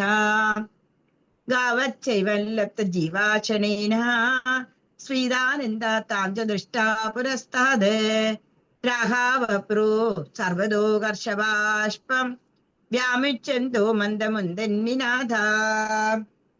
ഗാവച്ചൈവ ലപ്ത ജീവാക്ഷണേന സ്ഫീതാനന്ദ താം ച ദൃഷ്ടാ പുരസ്താദ് രാഘാവപ്രോ സർവതോ ഹർഷബാഷ്പ വ്യാമുച്ചന്തോ മന്ദമുന്ദന്നിനാഥ. ഗാവച്ചൈവ ലപ്ത ജീവാക്ഷണേന സ്ഫീതാനന്ദ താം ച ദൃഷ്ടാ പുരസ്താദ് രാഘാവപ്രോ സർവതോ ഹർഷബാഷ്പ വ്യാമിഞ്ചന്തോ മന്ദ്യ മുന്ദന്നി നാഥ. ആ വായിക്കാൻ ഹരേ പറ്റുമോ? മാതാജി. വായിച്ചോളൂ. ആ ഭഗവതേ വാസുദേവായ യാവച്ചൈവം ലബ്ധജീവോഷണേന പീതാനന്ദാസ്വാം ച ദൃഷ്ടപുരസ്താത് ദ്രാഗാവവ്രു സർവതോ ഹർഷബാഷ്പം രാമുച്ഛന്തേ മന്ദമുന്ദന്യനാദാം. ഹരേ കൃഷ്ണ. ഹരേ കൃഷ്ണ. ആ അടുത്ത ആള് വായിക്കൂ. ഹരേ കൃഷ്ണ മാതാജി. ഉം. ഗാവചൈവം ലബ്ധജീവക്ഷണേന സീതാനന്ദസ്ത്വം ച ദൃഷ്ട്വാ പുരസ്താത് ദ്രാഗാവവ്രു സർവതോ ഹർഷബാഷ്പം വ്യാമുഞ്ജന്തോ മന്ദമുദ്യാനിനാദ. ഹരേ കൃഷ്ണ. നാഥ. ആ ഹരേ അടുത്ത കൃഷ്ണ. ആള് വായിക്കൂ. ആ ചൈവം ലബ്ധജീവക്ഷണേന സ്ഫീതാനന്ദത്വാം ച ദൃഷ്ട പുരസ്താത് ദാഘ്രാ ബഭ്രു സർവതോ ഹർഷബാഷ്പം വ്യാമിച്ഛന്തോ മന്ദമുദ്ദിന്യനാദഃ. അടുത്ത ആള് വായിക്കൂ. ഹരേ കൃഷ്ണ. ഭഗവതേ വാസുദേവായ ഗാവചൈവം ലബ്ധജീവാക്ഷണേന സ്ഫീതാനന്ദാസ്ത്വാം ച ദൃഷ്ട്വാ പുരസ്താത് രാഗാവവ്രു സർവതോ ഹർഷബാഷ്പം യാമിഞ്ചന്ത്യോ മന്ദം ബുദ്ധിനിനാഥ. ഇനി വായിക്കാത്തവരോട് വായിച്ചോളൂ. വായിക്കാത്തവരോട് വായിക്കൂ. കൃഷ്ണഹരി ഉം. ഗാവച്ചൈവം ലബ്ധജീവക്ഷണേന പീതാനന്ദാതാം ച ദൃഷ്ട്വാ പുരസ്താത് ആവവ്രു സർവതോ ഹർഷബാഷ്പം വ്യാമുഞ്ചോദ്യമന്തം ഉദ്യന്നിദാനം നിനാദാം. നാഥ. ആ ഹരേ കൃഷ്ണ. ആ കൃഷ്ണ ആ മാതാജി. ആ ഇനി ഒരാളോട് വായിച്ചോളൂ. വായിക്കാത്തവർ വായിക്കൂ കേട്ടോ. ഗാവച്ചൈവം ലബ്ധജീവാക്ഷണേന സ്ഫീതാനന്ദ ത്വാം ച ദൃഷ്ട്വാ പുരസ്താത് രാഗാവഭ്രു സർവതോ ഹർഷബാഷ്പം വ്യാമുഞ്ചന്ത്യോ മന്ദമുദ്ദിന്യനാദ. Very good. 100 മൈൽ സ്പീഡാ അല്ലേ? 100 മൈലിൽ പോയി കഴിഞ്ഞാലേ വണ്ടി എവിടെയെങ്കിലും ചെന്ന് വീഴൂ. ഇച്ചിരി സ്പീഡ് കുറച്ച് വായിക്കണേ, അത്രയേ ഉള്ളൂ. നല്ലോണം വായിച്ചു. ആ ഇനി ഒരു പ്രവചൂടെ വായിച്ചാട്ടെ. ഹരേ കൃഷ്ണ. ഉം. ഗ്രാവച്ചൈവം ലബ്ധജീവക്ഷണേന സ്വിദാനന്ദസ്ത്വം ചാദൃഷ്ടപുരസ്താത് ദ്രാഗാവഭ്രം സർവതോ ഹർഷബാഷ്പം വ്യാമിച്ഛുന്ദേ മന്ദമുദ്യാനി നാദാ. ആ മന്ദമുദ്ദിന്യനാഥ. അത് ഗ്രാവക്ഷേമ മുദ്ദിന്യനാദാ. ലബ്ധജീവാക്ഷണേന അതേപോലെ തന്നെ പശുക്കളെ അതേപോലെ ജീവിപ്പിച്ചില്ലേ? മനസ്സിലായോ? അവർക്കും അതേപോലെ തന്നെ ഒരു ആനന്ദം ഉണ്ടാവുക. ശ്രീതാനന്ദത്താന്ത ദൃഷ്ടാ പുരസ്താത്. അവർക്കും ഇതൊക്കെ ഭയങ്കരം. ഭഗവാനല്ലേ അവരെ സ്വയമാണെന്നുണ്ടെങ്കിൽ ജീവിപ്പിച്ചിരിക്കുന്നത്. ആ പീയൂഷാമ്പു വർഷിപ്പി എന്ന് പറയുന്നോണം എന്താ ശ്രീ കടാശയല്ലേ? ഭഗവാന്റെ ആ ശ്രീ കടാശത്തിലല്ലേ ഇവരെല്ലാവരും ജീവിച്ചിരിക്കുന്നത്. അവർക്കെല്ലാവർക്കും ഭയങ്കര ഒരു ആനന്ദം ഉണ്ടാവുന്നേ. എന്നിട്ട് അവരും അതേപോലെ ദ്രാഗാവബ്രു സർവ്വതോ ഹർഷഭാഷ്പം. എന്നിട്ട് അവർക്കും ഭയങ്കര ഹർഷഭാഷ്പം, എന്താ പറഞ്ഞാൽ ആനന്ദക്കണ്ണീര് പറയത്തില്ലേ? ആ ആനന്ദക്കണ്ണീര് ഇങ്ങനെ ഉണ്ടാവുക. ഉണ്ടായി കഴിഞ്ഞിട്ട് നോക്കുന്ന സമയത്തോ ആരെയെ കാണുന്നത്? വ്യാമച്ചന്തു മന്ദമുന്തിനാഥ. ഭഗവാനെ കാണുന്നത്. എന്നിട്ട് ഭഗവാനെ അവർക്ക് നമ്മുടെ കൂട്ടി പറയാൻ പറ്റില്ലല്ലോ. അതുകൊണ്ടൊരു സൗണ്ടൊക്കെ വെച്ചിട്ടാണെന്നുണ്ടെന്നുണ്ടെങ്കിൽ ഭഗവാനെ ചുറ്റിപ്പറ്റി നക്കിയൊക്കെ നിന്ന് അവരുടെ ആനന്ദത്തെ കാണിച്ചു. എന്താന്ന് വെച്ച് കഴിഞ്ഞാല് ഭഗവാനാണ് അവർക്ക് ജീവിതം കൊടുത്തതെന്നുള്ള അത് അവര് കാണിക്കും. അതിന്റെ നന്ദി കാണിക്കുന്നു. രാമാഞ്ചയം സർവതോ ന ശരീരേ പൂയ സന്ധ്യാകാജിദാനന്ദമൂർച്ച ആചേര്യോ ശൈലവേഗോ മുഹന്തേതി യുക്തോ ഗോവേ നന്ദിതോ വന്ദിതോ ഭൂ. രോമാഞ്ചോയം സർവതോ ന ശരീരേ പൂയ സന്ധ്യാകാജിദാനന്ദമൂർച്ച ആചേര്യോയം ശൈലവേഗോ മുഹന്തേതി ഉക്തോ ഗോവേ നന്ദിതോ വന്ദിതോ ഭൂ. രോമാഞ്ചോയം സർവതോ ന ശരീരേ ഭൂയസന്ധ്യാകാജിദാനന്ദമൂർച്ച ആചേര്യോയം ശൈലവേഗോ മുഹന്തേതി യുക്തോ ഗോവേ നന്ദിതോ വന്ദിതോ ഭൂ. രോമാഞ്ചോയം സർവതോ ന ശരീരേ ഭൂയസന്ധ്യാകാജിദാനന്ദമൂർച്ച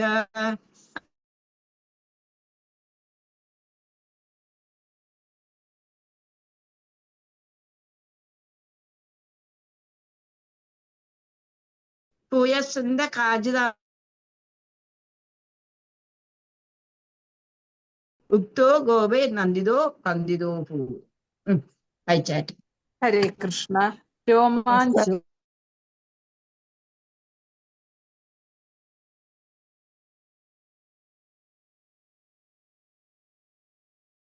ഉക്തോ ഗോപൈ നന്ദിതോ വന്ദിതോ ഭൂ. ഹരേ കൃഷ്ണ. ഗുഡ്. അടുത്ത ആള് ഹരേ വായിക്കും. കൃഷ്ണ മാതാജി. ഉം. രോമാഞ്ചോയം സർവതോ ന ശരീരേ ഭൂയസന്ത കാഞ്ചിദാനന്ദമൂർച്ഛ ആശ്ചര്യോയം ക്ഷീണവേഗോ മുകുന്ദേ യുക്തോ ഗോപ നന്ദിതോ വന്ദിതോ ഭോ. ഹരേ കൃഷ്ണ മാതാജി. ഹരേ കൃഷ്ണ. മൂന്തേതി പറയണം. എന്നിട്ട് ഉക്തോ ഗോപൻ നന്ദിതോ വന്ദിതോ. മുകുന്ദേ. അടുത്ത ആള് വായിക്കും. ഹരേ കൃഷ്ണ. ഹരേ കൃഷ്ണ മാതാജി. ഹരേ കൃഷ്ണ.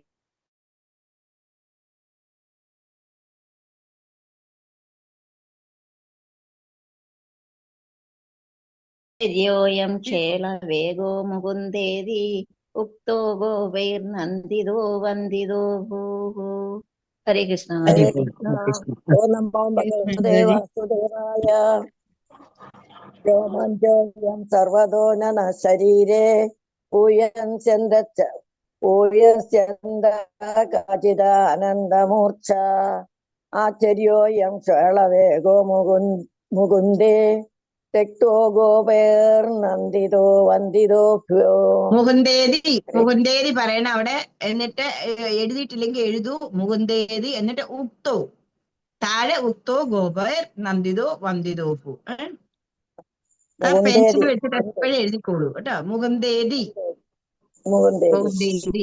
എന്നിട്ട് നാലാമത്തെ ലൈന് ഉക്തോ. ഇനിയിപ്പോ ഒരു പ്രവചിയുടെ വായിച്ചോളൂ. ചോറിനാൻ പോയ പ്രഭുമാരല്ല. സുനിൽ വായിക്കൂ.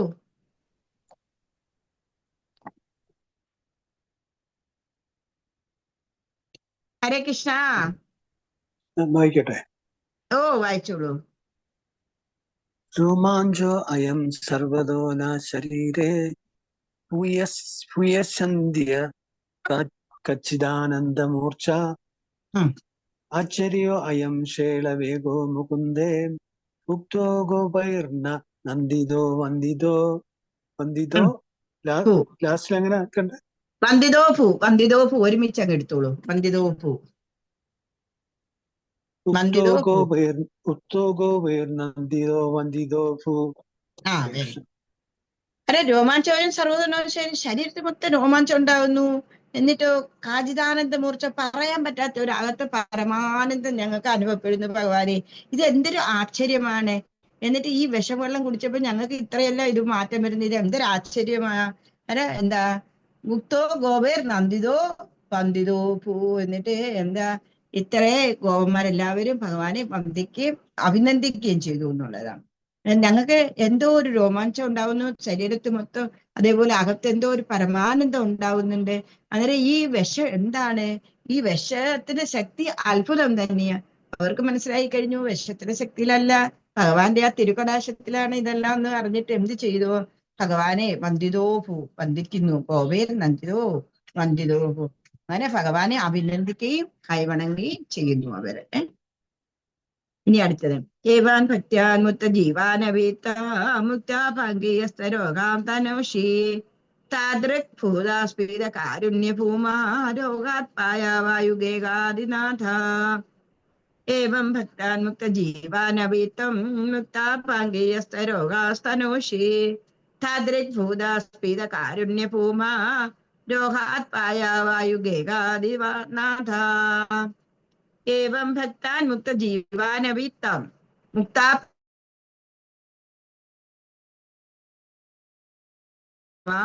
രോഗാത്പായ വായുഗേഹാദിനാഥ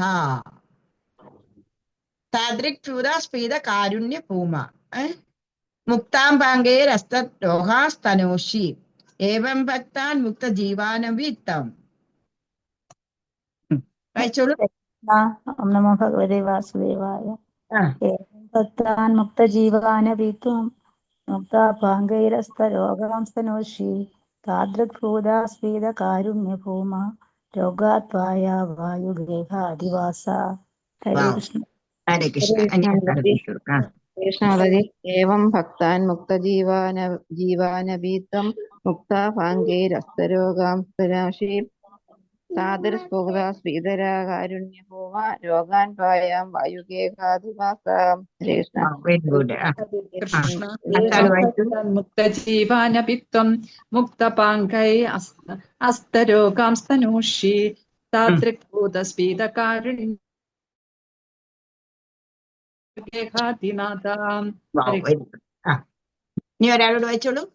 കൃഷ്ണ ഏവം ഭക്താൻ മുക്ത ജീവൻ നബിത്വം മുക്താപാംഗൈ അസ്തരോഗൻ തനോഷി താദൃഭൂതസ്ഫീതകാരുണ്യഭൂമാം രോഗാത്പായ വായുഗേഹാദിനാഥ.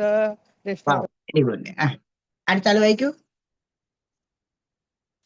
ഓം നമോ ഭഗവതേ വാസുദേവായ.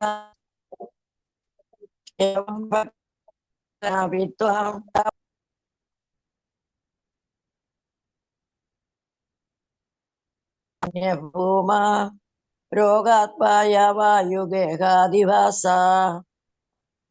ഹരേ കൃഷ്ണ. എല്ലാരും ഹരേ കൃഷ്ണ വായിച്ചോ? മാതാജി. എല്ലാരും വായിച്ചോ? വായിക്കൂ. ഹരേ കൃഷ്ണ മാതാജി. വായിക്കൂ വായിക്കൂ. ഏവം ഭക്താൻ മുക്തജീവാനഭീത്വം മുക്തപാംഗൈരസ്തരോഗാസ്തനേഷി താദൃക്ഭൂതസ്ഥിതകാരുണ്യഭൂമാ രോഗാത്പായ വായുഗേഹാദിവാസ. ഹരേ കൃഷ്ണ വെരി മാതാജി. ഗുഡ്. എന്റെ ഫോൺ പോയി. ഇനി അടുത്താള് വായിക്കൂ. ഒരാളോട് വായിച്ചോളൂ. ഹരേ കൃഷ്ണ മാതാജി. ഏവം ഭക്താൻ മുക്തജീവാനപീത്വം മുഗ്ധാപാംഗൈ അസ്തരോഗാം സ്തനോഷി താദൃക്ഭൂതസ്ഫീതകാരുണ്യഭൂമ രോഗാത്പായ വായുഗേഹാധിനാഥ. സർവത്ര ഗോവിന്ദ നാമസങ്കീർത്തനം. സർവത്ര ഇപ്പം പറയണ്ട. 3 ദശകം ഒരുമിച്ചാ കേട്ടോ. അതുകൊണ്ട് സർവത്ര ഇതിനകത്ത് വരുന്നില്ല. 3 ദശകം അവസാനിച്ചതിന് ശേഷം മാത്രമേ സർവത്ര പറയാവൂ. ഹരേ കൃഷ്ണ. നമ്മളാണെന്നുണ്ട് ഏവം ഭക്താൻ മുക്ത ജീവാനവിത്താൻ തത്താ മുക്താം പാങ്കേർ അസ്തരോഹാസ്തനൂഷി. അന്നേരം പട്ടതിരിപ്പാട് തന്നെ പറയുക. ഏവാം ഭക്താന് അങ്ങ് ഭക്തജനങ്ങളെ മുക്ത ജീവാനവിത്തം മരിച്ചു പോയിട്ടും അവരെ ജീവിപ്പിക്കുന്നു.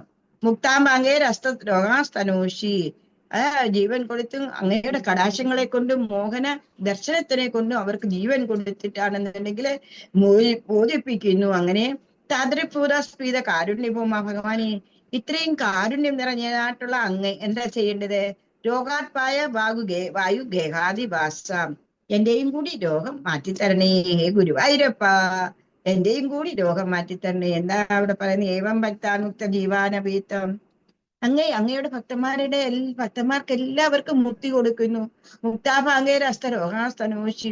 എന്നിട്ടോ അങ്ങയുടെ മനോഹരങ്ങളായിട്ടുള്ള കടാശങ്ങളെ കൊണ്ട് അവർക്ക് എല്ലാവിധ കാര്യങ്ങളും അവർക്ക് സാധിച്ചു കൊടുക്കുന്നു. താദൃക്ഭൂതസ്ഫീത കാരുണ്യഭൂമ. അങ്ങനെ കൊഴുത്ത കാരുണ്യം നിറഞ്ഞവനായിട്ടുള്ള തമ്പുരാനെ ഹേ ഗുരുവായൂരപ്പ എന്താ ചെയ്യേണ്ടത്? രോഗാത്പായ വായുഗേഹാദിവാസ.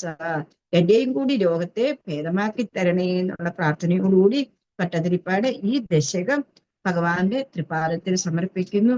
അതേപോലെ തന്നെ നമ്മളും ഭഗവാന്റെ തൃപ്പാദത്തില് ഈ ദശകം സമർപ്പിക്കുന്നു. എല്ലാവർക്കും എല്ലാവിധ അനുഗ്രഹങ്ങളും ഗുരുവായൂരപ്പന്റെ ഉണ്ടാവട്ടെ എന്നുള്ള പ്രാർത്ഥനയോടുകൂടി ഈ ദശകം ഇപ്പൊ നമുക്ക് ഇവിടെ സമാപിപ്പിക്കാം. എന്നിട്ട് ഇനി അടുത്ത ക്ലാസ്സിൽ നമുക്ക് അടുത്ത ദശകം 3 ദശകം ഒരേപോലെയാണ് ഉള്ളത്. അതുകൊണ്ട് നമുക്ക് ഇന്നിനി നമ്മുടെ ക്വസ്റ്റ്യൻ ആൻസർ പങ്ക്തി ഉണ്ടല്ലോ, അതിനകത്തോട്ട് കടക്കാം. എളുപ്പം എടുക്കണേ. പറഞ്ഞു വന്നിരുന്നു കഴിഞ്ഞാൽ സമയം പോകുന്ന അറിയത്തേയില്ല. വലിയ പാടുപെട്ടിട്ടാ 1 മണിക്കൂർ നമുക്ക് കിട്ടിയിരിക്കുന്നത്. ഇനി അത് 3 ദിവസം. ഇനി പറയാൻ പറ്റുമോ നമുക്ക് കൂടുതൽ സമയം വേണമെന്ന്? ക്വസ്റ്റ്യൻ ആൻസർ പങ്ക്തി എടുത്തോ? എടുത്തു. അതിന് നമ്മൾ ഏതായിരുന്നു പറഞ്ഞത്? ഏതായിരുന്നു? പ്രദ്യുമ്നന്റെ പുത്രന്റെ പേര്. പേര്. പ്രദ്യുമ്നന്റെ പുത്രന്റെ പേരെന്താണ്? അനിരുദ്ധൻ. അനിരുദ്ധൻ. പ്രദ്യുമ്നന്റെ പുത്രന്റെ പേര് അനിരുദ്ധൻ. എഴുതിയിട്ടില്ലാത്ത ആൾക്കാർ എഴുതൂ. പ്രദ്യുമ്നന്റെ പുത്രന്റെ പേര് അനിരുദ്ധൻ. എഴുതിയോ? നീ കാളിയനെ ഭഗവാൻ ഏത് ദ്വീപിലേക്കാണ് വിട്ടത്? കാളിയനെ ഭഗവാൻ ഏത് ദ്വീപിലേക്കാണ് വിട്ടത്? ഏത് ദ്വീപിലേക്കാ? രമണകം.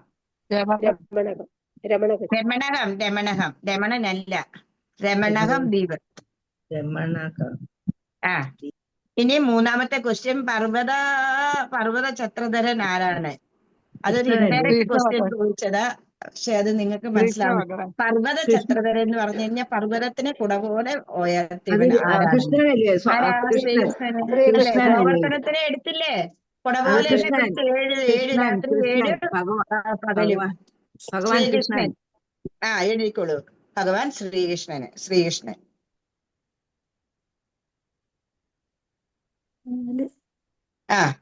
നാലാമത്തത്, ഇന്ദ്രയാഗം മുടക്കി ഭഗവാന് യാദവന്മാരും ആരുടെ യാഗമാണ് നടത്തിയത്? ആരുടെ യാഗം നടത്തിയത്? ഗോവർദ്ധന പർവ്വതത്തെ. ഗോവർദ്ധന പർവ്വതത്തിന്റെ ഇന്ദ്രന്റെ യാഗം മുടക്കിയത് ഭഗവാനെ എന്നുണ്ടെങ്കിൽ ഒരു ദിവസത്തിലാണെന്നുണ്ടെങ്കിൽ കളിച്ചിട്ടൊക്കെ ഇങ്ങനെ വരുന്ന സമയത്ത് എല്ലാവരും ഇരുന്ന് സീറ്റൊക്കെ ഉണ്ടാക്കുന്നു, ഭയങ്കര ഒരുക്കങ്ങൾ നടക്കുന്ന സമയത്ത് ഭഗവാൻ ചോദിച്ചു, ബാബാ നന്ദഗോപനോട് ചോദിച്ചു, ബാബാ എന്താണ് ഇവിടെ നടക്കുന്നത്? എന്നിട്ട് പറയുന്നുണ്ട്, ഇന്ദ്രനല്ലേ നമുക്ക് മഴ പെയ്ച്ചു തരുന്നത്, അതുകൊണ്ട് നമുക്ക് എല്ലാ വർഷവും നമ്മൾ ഇന്ദ്രന്റെ യാഗം നടത്താറുണ്ട്, അതുകൊണ്ട് ഇന്ദ്രന്റെ പൂജയ്ക്ക് വേണ്ടിയിട്ടുള്ള സാമഗ്രികൾ ഒരുക്കും നമ്മളന്ന്. അന്നേരം ഭഗവാൻ എന്താ ഡയറക്റ്റ് ചോദിക്കുന്നത്? അച്ഛ ഓരോരുത്തർക്കും ഭഗവാൻ ഓരോരോ ജോലികൾ കൊടുത്തിട്ടുണ്ട്. ഇന്ദ്രന് മഴ പെയ്യിക്കുക എന്നുള്ളത് ഇന്ദ്രന്റെ ജോലിയാണ്. പക്ഷേ അതിന് നമ്മൾ കൈക്കൂലി കൊടുത്തിട്ട് വേണോ ഇന്ദ്രൻ മഴ പെയ്യിപ്പിക്കേണ്ടത് എന്ന് പറഞ്ഞാൽ യാഗങ്ങൾ യജ്ഞങ്ങൾ നടത്തിയിട്ട് വേണോ ഇന്ദ്രൻ മഴ പെയ്യിപ്പിക്കുക. അത് ഇന്ദ്രന്റെ ജോലിയാണ് ഇന്ദ്രൻ മഴ പെയ്യിപ്പിക്കുക എന്നുള്ളത്. നോക്കൂ, ഭഗവാൻ ഇന്ദ്രന്റെ ദർപ്പം ശമിപ്പിച്ചിരിക്കുക ഇവിടെ. ഇന്ദ്രന്റെ അഹങ്കാരം ഉണ്ടായിരുന്നു, ഞാനാണ് ഏറ്റവും വലിയ ആളെന്നുള്ള അഹങ്കാരത്തിനെ അവിടെ ശമിപ്പിക്കാൻ വേണ്ടിയിട്ടാണ് ഈ ഒരു ലീല നടത്തിയെന്നുള്ളതാണ്.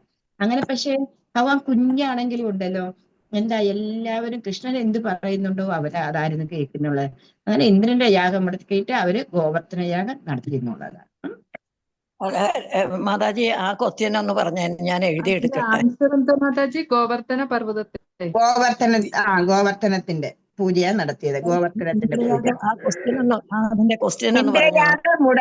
ഇന്ദ്രയാഗം മുടക്കി ഭഗവാനും യാദവന്മാരും ആരുടെ യാഗമാണ് നടത്തിയത്? ഇന്ദ്രയാഗം മുടക്കി ഭഗവാനും യാദവന്മാരും ആരുടെ യാഗമാണ് നടത്തിയത്? ഗോവർദ്ധനത്തിന്റെ. ആൻസർ ഈസ് ഗോവർദ്ധനത്തിന്റെ യാഗമാണ് നടത്തിയത്. ഇനി അഞ്ചാമത്തെ ക്വസ്റ്റ്യൻ, മഹർഷി അംഗരസിനെ നിന്ദിച്ചതാര്? മഹർഷി അംഗരസനെ നിന്ദിച്ചതാരാ? പരീക്ഷിത്ത്. അല്ല, പരീക്ഷിത്തല്ല, സുദർശനൻ. എന്നിട്ട് അംഗരസ് എന്ന് പറഞ്ഞു കഴിഞ്ഞാല് 8 വളവുള്ള ഒരു മഹർഷിയായിരുന്നു, ഭയങ്കര പവർഫുൾ മഹർഷിയായിരുന്നു. പക്ഷെ സുദർശനൻ എന്ത് ചെയ്തു? അതിനെ കണ്ടിട്ടാണെന്നുണ്ടെന്നുണ്ടെങ്കിൽ അംഗരസിനെ പരിഹസിച്ചു. സുദർശനൻ. ആറാമത്തെ ക്വസ്റ്റ്യന്, ഭഗവാൻ കൃഷ്ണനെ കൊല്ലുവാൻ വൃഷരൂപമായി വന്ന അസുരന്റെ പേര്?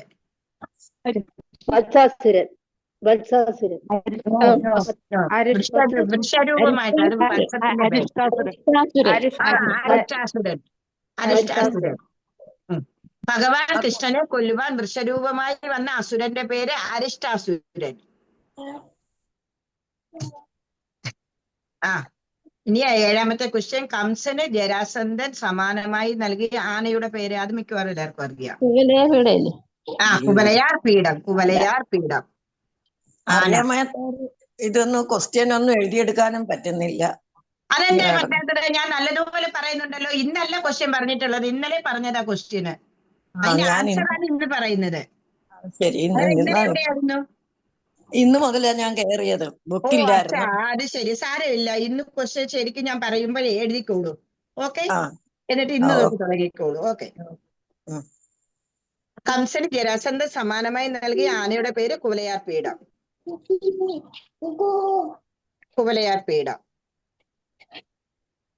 ഇനി എട്ടാമത്തെ ക്വസ്റ്റ്യന്, മല്ലയുദ്ധത്തിൽ കൃഷ്ണനോടും ബലരാമനോടും പൊരുതിയ മല്ലന്മാര്. മല്ലയുദ്ധത്തിൽ കൃഷ്ണനോടും ബലരാമനോടും പൊരുതിയ മല്ലന്മാരാരാ? മുഷ്ടികാസുരന് ചാണൂരനും.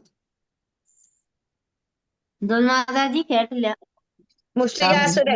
മുഷ്ടികാസുരൻ ചാണൂരൻ രണ്ടുപേരായിരുന്നു ബലരാമനോടും കൃഷ്ണനോടും പൊരുത്തിയത്. മുഷ്ടികാസുരനും ചാണൂരനും. എന്നിട്ട് ഒമ്പതാമത്തെ ക്വസ്റ്റ്യൻ, ഉദ്ധവരുടെ ഗുരുവിന്റെ പേര്? അതറിയാം എല്ലാവർക്കും. ഉദ്ധവന്റെ ഗുരുവിന്റെ പേര് ആരാ? ബൃഹസ്പതി. ബൃഹസ്പതി. ഞാൻ രായ്ക്ക് ഏതാണ്ടൊരു ചൊല്ലുണ്ട് എന്ന് പറയുന്ന പോലെ എപ്പോഴും പറഞ്ഞുകൊണ്ടിരിക്കുന്ന ഒരു കാര്യം ഇത്. ഉത്തവരുടെ ഗുരുവിന്റെ പേര് ബൃഹസ്പതി. ഇനി 10ാമത്തെ ക്വസ്റ്റ്യൻ. അസ്ഥിയുടെയും പ്രാപ്തിയുടെയും പിതാവിന്റെ പേര്. ജരാസന്ധൻ. അസ്ഥിയും പ്രാപ്തി ആരായിരുന്നു? ആരുടെ ഭാര്യമാരായിരുന്നു? കംസൻ. മനസ്സിലാകാതെ ഇവര് ജരാസന്ധന്റെ മക്കളായിരുന്നു. മനസ്സിലായോ? അസ്ഥിയും പ്രാപ്തിയും ജരാസന്ധന്റെ മക്കളായിരുന്നു. അവരെ കല്യാണം കഴിച്ചപ്പോഴാ കുവലയാർ പീഠത്തിന് ശ്രീധനമായിട്ട് കൊടുത്തത്. ജരാസന്ധൻ. ഇന്നത്തെ ക്വസ്റ്റ്യൻ എഴുതിയെടുക്കുക. പുതിയതായിട്ട് വന്ന ആളെ ഇന്നത്തെ ക്വസ്റ്റ്യൻ എഴുതിയെടുക്കും. ഞാൻ ക്വസ്റ്റ്യൻ പറയും, അതിന്റെ ആൻസർ നിങ്ങൾ ഫൈൻഡ് ഔട്ട് ചെയ്യണം. എന്നിട്ടാണെന്നുണ്ടെങ്കിൽ ആ ആൻസർ എഴുതുക. എഴുതി കഴിഞ്ഞിട്ട് നമ്മൾ അടുത്ത ക്ലാസ്സിൽ അതിനെപ്പറ്റി ഞാൻ ഇതേപോലെ ക്വസ്റ്റ്യൻ പറഞ്ഞിട്ട് ആൻസർ ചോദിക്കും. നിങ്ങൾ പറയണം. എന്നിട്ട് പിന്നെ തെറ്റാണെന്നുണ്ടെങ്കിൽ പിന്നെ ഞാൻ പറയുന്ന ആൻസർ കറക്റ്റ് ആക്കി എഴുതുക. മാതാജി ഹരികൃഷ്ണ മാതാജി, 8ാമത്തെ ക്വസ്റ്റ്യന്റെ ആൻസറേ മുഷ്ടികാസുരനും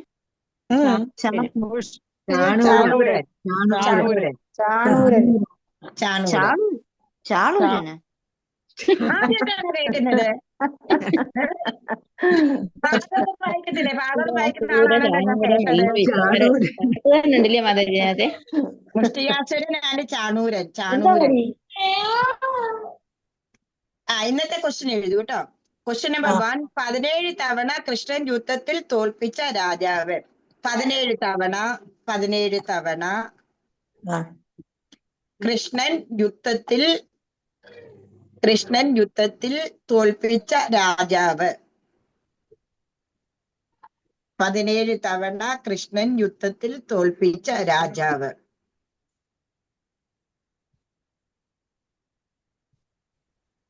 എഴുതിയ ക്വസ്റ്റ്യൻ? പുതിയതായിട്ട് വന്ന ആൾ എഴുതിയോ? എഴുതി മാതാജി. ഗുഡ്.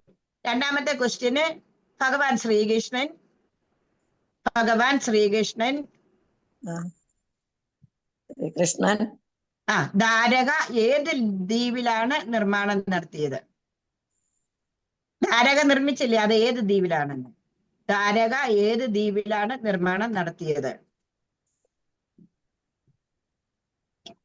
ആരും ആൻസർ ഇന്ന് പറയണ്ട, നമുക്ക് നാളെ പറയാം. ഏത് ദ്വീപിലാണ് നിർമ്മാണം നടത്തിയത്? Question number 3. മുചുകുന്ദന്റെ നോട്ടത്തിൽ ഭസ്മമായി പോയ രാക്ഷസന്റെ പേര്. മുചുകുന്ദന്റെ നോട്ടത്തിൽ ഭസ്മമായി പോയ രാക്ഷസന്റെ പേര്.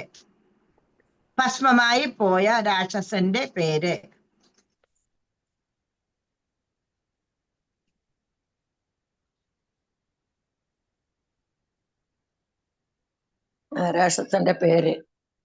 Question number 4. യവനന് ആരാണ് വരം കൊടുത്തത്? യാദവരാൽ വധിക്കപ്പെടില്ല എന്ന്.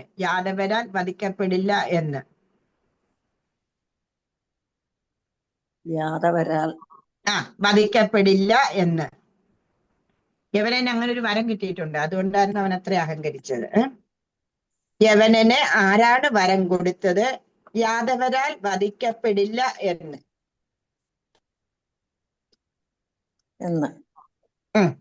Question number 5. അജ്ഞാനം പോയി നിർമ്മല ആത്മാക്കളായി മാറുവാൻ നമ്മൾ എന്ത് ചെയ്യണം? അജ്ഞാനം പോയി നിർമ്മല ആത്മാക്കളായി മാറുവാൻ നമ്മൾ എന്ത് ചെയ്യണം?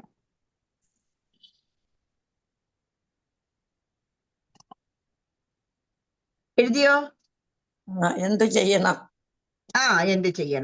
അജ്ഞാനം പോയി നിർമ്മലാത്മാക്കളായി മാറുവാൻ നമ്മൾ എന്ത് ചെയ്യണം? നാളെ ഇതിന്റെ ആൻസർ ഇല്ല, നാളെയല്ല, ഇനി അടുത്ത തിങ്കൾ ചൊവ്വ ബുധന് 8 മണിക്ക് നമ്മുടെ ക്ലാസ് ഉള്ളത്. അടുത്ത തിങ്കളാഴ്ച തരും. Question number 6. ബലരാമന്റെ ഭാര്യയുടെ പേര്.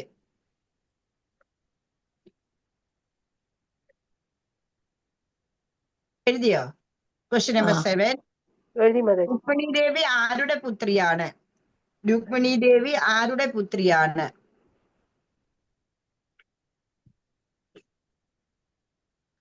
രുക്മിണി ദേവി ആരുടെ പുത്രിയാണ്? Question number 8. രുക്മിണി ദേവിയുടെ സഹോദരന്റെ പേര്. രുക്മിണി ദേവിയുടെ സഹോദരന്റെ പേര്.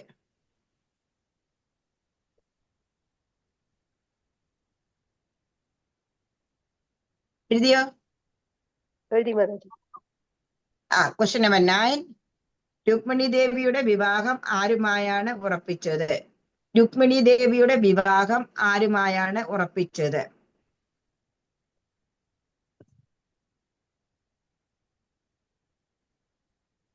എഴുതിയോ? ഹരിബോൾ എഴുതിയോ? എഴുതി മാതാജി. പറയണ്ടേ, അല്ലെങ്കിൽ ഞാൻ ഇവിടെ ഇരുന്ന് മിസ്കിച്ചാന്ന് പറഞ്ഞിരിക്കത്തില്ലേ? മാതാജി ഒന്നുകൂടെ പറയണേ. അയ്യോടി മോളെ, നിനക്കെന്റെ സൗണ്ട് വലിയ ഇഷ്ടമാണോ? രുക്മിണി ദേവിയുടെ വിവാഹം ആരുമായാണ് ഉറപ്പിച്ചത്? രുക്മിണി ദേവിയുടെ വിവാഹം ആരുമായാണ് ഉറപ്പിച്ചത്? Question number 10. ദേവി രുക്മിണിയുടെയും ഭഗവാൻ കൃഷ്ണന്റെയും ആദ്യ പുത്രൻ. ദേവി രുക്മിണിയുടെയും ഭഗവാൻ കൃഷ്ണന്റെയും ആദ്യ പുത്രൻ.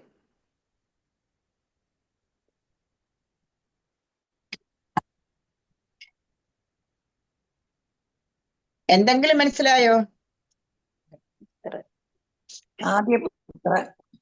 ആദ്യപുത്രൻ. അതെ, നമുക്ക് ഇന്ന് സമയം പോയി, അതുകൊണ്ട് നമുക്ക് ഇന്നത്തെ ക്ലാസ് ഇവിടെ നിർത്താം. ആദ്യമായിട്ട് വന്ന അവര് നോക്ക്, നാരായണൻ വല്ല മനസ്സിലാവുന്നുണ്ടോ പഠിപ്പിക്കുന്നത്? തുറന്നു പറയാം. ശകലമൊക്കെ മനസ്സിലാക്കുന്ന. ആദ്യമായിട്ടാണ് ഞാൻ കയറുന്നത്. അല്ലെ, എന്നാലും മനസ്സിലാവുന്നുണ്ടോ? കുറച്ച് മനസ്സിലാകുന്നു. എന്തെങ്കിലും സംശയം ഉണ്ടെങ്കിൽ ചോദിക്കണം. സംസ്കൃതം എന്ന് പറയണത് എനിക്ക് അറിഞ്ഞൂടാ. മാതാജി ഇങ്ങനെ പറയുന്നല്ല, അതിന്റെ മലയാളം മാത്രം ഞാൻ മനസ്സിലാക്കി എടുക്കണതേ ഉള്ളൂ. സംസ്കൃതം നോക്കിയാൽ എനിക്ക് മനസ്സിലാവുന്നു. ആർക്കും സംസ്കൃതം അറിയത്തില്ല, ഒരു മനുഷ്യർക്കും അറിയില്ല. അത് സംസ്കൃതം നിങ്ങൾ അതിനകത്തോട്ടൊന്നും പോവണ്ട. എന്ത് നമുക്ക് കിട്ടുന്നുണ്ടോ അതിനെ നമ്മൾ ഉൾക്കൊള്ളുക. സംസ്കൃതം ഈ പഠിക്കുന്നവർക്ക് ആർക്കും അറിയത്തില്ല, അതുകൊണ്ട് അതിന്റെ ടെൻഷൻ എടുക്കണ്ട. മലയാളത്തിലല്ലേ എഴുതിയിരിക്കുന്നത്, അന്നേരം മലയാളം വായിച്ച് നമ്മൾ മുന്നോട്ട് പോകും. നാരായണനെ പഠിക്കുന്നവരെല്ലാം അങ്ങനെ തന്നെയാ ചെയ്യുന്നത്. അതുകൊണ്ട് ആറാമത്തെ ക്വസ്റ്റ്യനോ ഞാൻ ബുക്ക് മടക്കി വെച്ചല്ലോ. മാതാജി ഒരു രണ്ടെണ്ണം. കാളിയനെ ഭഗവാൻ ബലരാമന്റെ ഭാര്യയുടെ പേര്.